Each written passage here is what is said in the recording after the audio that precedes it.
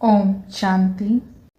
हर इंसान की ज़िंदगी में एक ऐसा पल आता है जब उसे महसूस होता है कि कोई अदृश्य शक्ति उसके साथ है।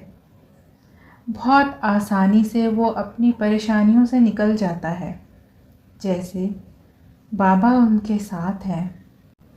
हर अनुभव हमें यह एहसास दिलाता है कि बाबा कहीं दूर नहीं, हमारे आसपास ही हैं।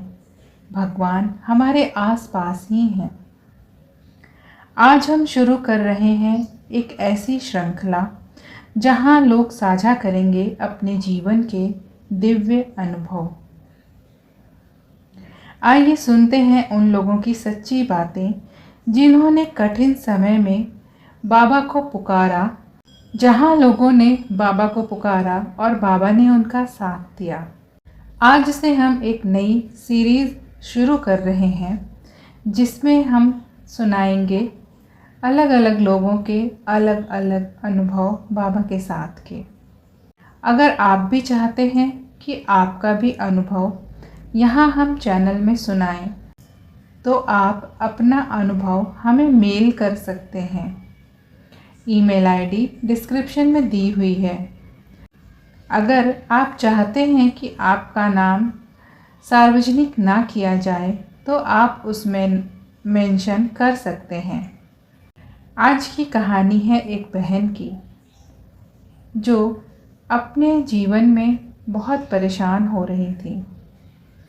आइए आज सुनते हैं एक बहन की कहानी।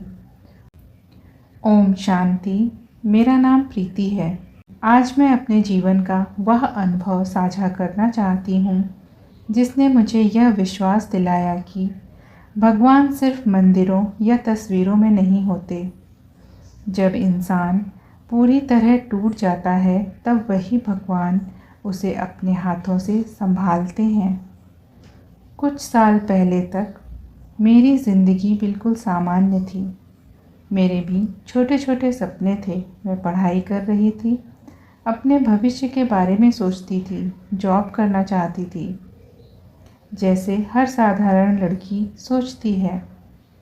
मैं बहुत ज़्यादा धार्मिक थी। ब्रह्मा कुमारी, ज्ञान, मुरली, इन सब के बारे में मुझे कुछ भी पता नहीं था। फिर मेरी शादी हो गई। हर लड़की की तरह मैंने भी सोचा था कि शादी के बाद एक नया और सुंदर जीवन शुरू होगा, लेकिन शायद मेरी किस्मत में कुछ और लिखा था। मेरी शादी ऐसे परिवार में हुई जहाँ का माहौल बहुत कठोर और रूढ़िवादी था। वहाँ हर चीज़ में रोक टोक, हर बात में ताने और हर समय खुद को साबित करने का दबाव था। मैं अपनी पढ़ाई भी जारी रखे हुए थी। सुबह जल्दी उठकर घर के सारे काम करना, साड़ी पहनकर कॉलेज जाना, फिर वापस आकर खाना बनाना, बर्तन, झाड़ू पोछा सब कुछ अकेले संभालना पड़ता था।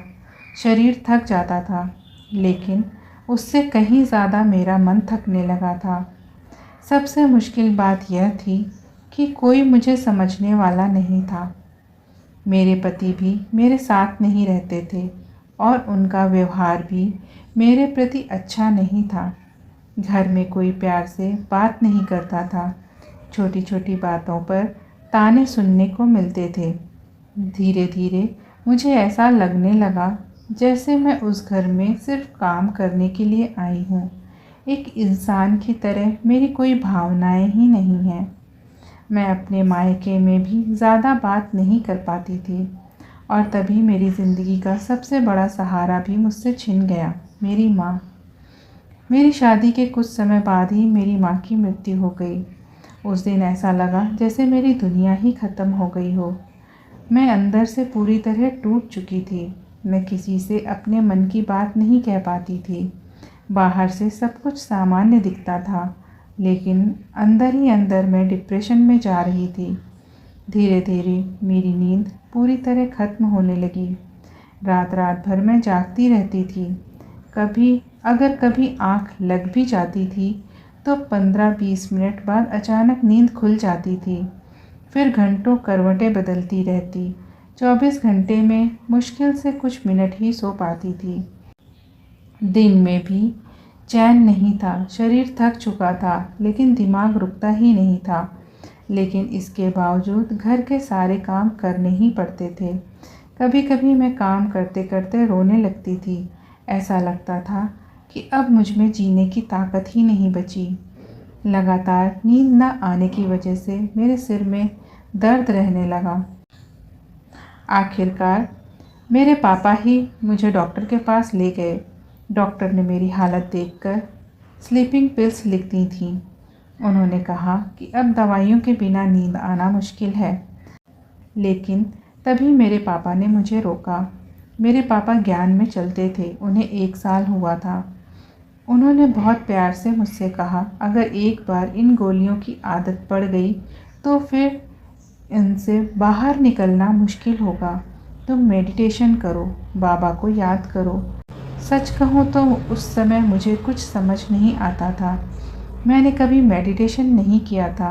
मुझे यह भी नहीं पता था कि ब्रह्मा कुमारीज़ क्या है। घर में बाबा की एक तस्वीर लगी थी। मैं बस इतना जानती थी कि लोग इन्हें बाबा कहते हैं। पापा ने मुझे कुछ मुरलियाँ पढ़ने के लिए दीं। उसी दिन दोपहर का समय था। घर के सारे काम खत्म करके मैं बहुत थकी हुई बैठी थी। मन पूरी तरह टूट चुका था। तभी मैंने पहली बार मुरली पढ़ना शुरू किया। मैं धीरे धीरे हर लाइन पढ़ रही थी। ऐसा लग रहा था जैसे कोई मेरे दिल से बात कर रहा हो, जैसे मुझे कोई समझ रहा हो, जैसे कोई कह रहा हो तुम अकेली नहीं हो। और फिर कुछ ऐसा हुआ जिसे मैं आज तक नहीं भूल पाई। मेरी मुरली भी पूरी नहीं हुई थी और अचानक मुझे बहुत गहरी नींद आ गई। वह साधारण नींद नहीं थी। वह महीनों की बेचैनी के बाद मिला हुआ सुकून था। मैं पूरे 3 घंटे सोई। इतने महीनों बाद पहली बार मेरी आत्मा को आराम मिला था। लेकिन असली चमत्कार तो उस नींद में हुआ। मैंने देखा एक बहुत विशाल और शांत हॉल है। ऐसा लग रहा था जैसे वह आसमान में बना हो। चारों तरफ बड़ी बड़ी खिड़कियां थीं जिनसे सफ़ेद बादल और नीला आसमान दिखाई दे रहा था। वहाँ एक दिव्य शांति थी। मैं ज़मीन पर एक छोटे बच्चे की तरह लेटी हुई थी और मेरे पीछे बाबा बैठे थे। उस बहुत विशाल स्वरूप में उनके चेहरे पर इतना प्यार था जिसे शब्दों में बयान करना मुश्किल है। वह बहुत प्यार से मेरे सिर पर हाथ फेर रहे थे। उस समय मुझे ऐसा महसूस हो रहा था जैसे दुनिया का सारा दर्द खत्म हो गया हो, जैसे मैं पूरी तरह सुरक्षित हूँ, जैसे कोई मुझे कह रहा हो, डरो मत, मैं हूँ ना, चिंता मत करो, मैं हूँ ना। मैं उस पल में एक छोटे बच्चे की तरह सुकून से सो रही थी। जब मेरी आँख खुली तो मैं कुछ देर तक समझ ही नहीं पाई कि वह सपना था या सच। लेकिन एक बात मैं पूरे विश्वास से कह सकती हूँ, वह सिर्फ सपना नहीं था, वह भगवान के प्यार का अनुभव था। उस दिन पहली बार मुझे एहसास हुआ कि भगवान सच में हमारे साथ होते हैं। अब जब पूरी दुनिया हमें समझ नहीं पाती तब भी वह हमें समझते हैं। जब इंसान अंदर से टूट जाता है तब भगवान उसे अपनी गोद में सुलाते हैं। उस दिन के बाद मेरी ज़िंदगी धीरे धीरे बदलने लगी। मैंने सेंटर जाना शुरू किया, 7 डेज़ कोर्स किया। उस दिन के बाद मेरी ज़िंदगी धीरे धीरे बदलने लगी। कुछ महीनों बाद मैंने सेंटर जाना शुरू किया, 7 डेज़ कोर्स किया, ज्ञान को समझा। लेकिन मेरा पहला अनुभव, बाबा का वह प्यार, वह पहली सुकून भरी नींद आज भी मेरे दिल में वैसे ही जीवित है। आज भी जब मैं उस पल को याद करती हूँ मुझे बाबा का प्यार याद आता है, क्योंकि उस दिन मुझे महसूस हुआ था मैं जितना बाबा से प्यार करती हूँ उससे कहीं ज़्यादा बाबा मुझसे प्यार करते हैं। Thank you Baba, thank you so much. I love you Baba. ओम शांति।